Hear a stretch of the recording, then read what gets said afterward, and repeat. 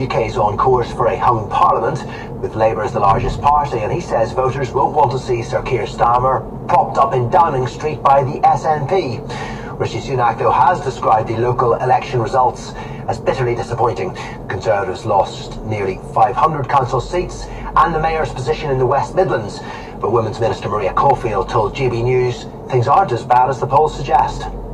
4 months now they've been saying that we're 20 points behind Labour, and actually when you look at the results from the local elections, and experts have done the drilling down on those numbers, it's between 7 to 9 points, and what we're actually looking for is a potential hung parliament, and if Labour then want to go into government, they would have to do deals with parties like the SNP, the Lib Dems, and parties like the Green Party as well.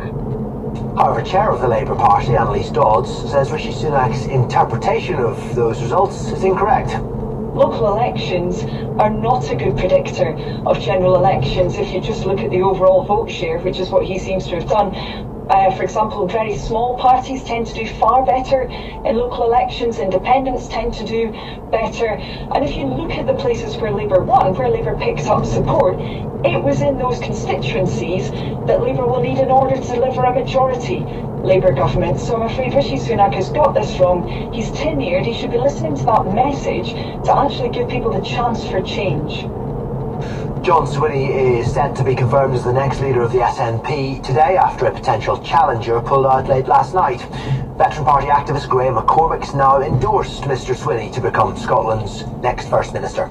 He's the only official candidate to replace Humza Yousaf, who announced he was stepping down last week.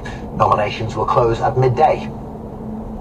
Palestinians have been told to evacuate Rafah as the Israeli military prepares for a ground offensive. 100,000 residents in the east of the city have been ordered to move towards an expanded humanitarian zone ahead of what Israel has described as a limited scope operation.